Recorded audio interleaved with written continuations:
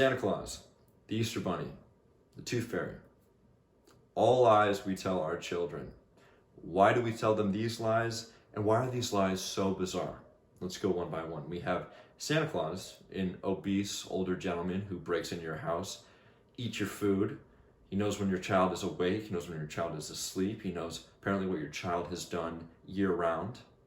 We also have a human bunny hybrid who apparently steals from birds and places their eggs around your property for your children to find. And last but not least, we have a small winged woman who has a fascination with parts of our human body and will trade a very small amount of money for your child's teeth. I find that odd. We all find that odd, but for some reason our kids love it. Why? It's a way for them to cope with what is going on around them. They don't know, and so we tell them what to think in order to shelter them from almost the harsh realness of reality. But I have a better idea. I think that children should believe in magic. My definition of magic might differ from yours. The most realistic and grounded approach to a concept like magic is science itself. Instilling science at a young age is going to be incredibly important for your child. First and foremost, the empowerment that your child will feel right from the start, learning about why things are the way that they are. Albert Einstein famously said, the important thing is to never stop questioning.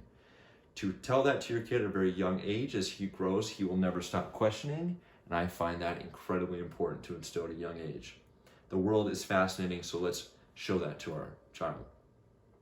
Creativity, it goes without saying, but once your child is able to build, to create, to hypothesize, to test, it is going to open up a world of possibilities as he moves forward. Again, the world is interesting. One of the most interesting things about the world is to be able to navigate through it in a very scientific method. Also, memories and how they might establish tradition as well. Your child will go through life and be able to say, remember when I, remember when we found that, remember when we discovered this, remember when we tested this. All these memories are going to be built up in your child's head as he grows. And he will always look into the past to kind of rediscover these memories. And when he has children himself, he's going to pass down what you taught him in order to ensure that his child is going to have a very fulfilling life revolving around science as well.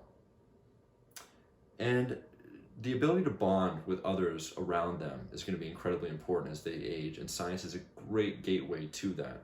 Finding others that are fascinated with the natural world and how it operates and how things interact with each other is going to be a huge benefit to your child as he develops his intellect. And usually you'll find in other children who think they're very similar, they're going to be high in intellect too, and they're going to bond very well and maybe establish lifelong relationships.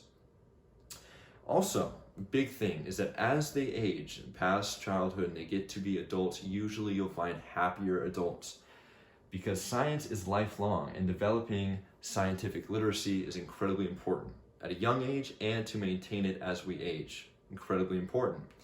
So, according to the Center of the Developing Child at Harvard University, the brain is most flexible or plastic early in life to accommodate a wide range of environment and interaction, but as the maturing brain becomes more specialized to assume more complex functions, it is less capable of reorganizing and adapting to a new, unexpected challenge. So again, start them young, develop that literacy at a young age, try to have them revise it, strengthen it as they age, because you'll get to a point where your child's mind will start, in a way, going downhill.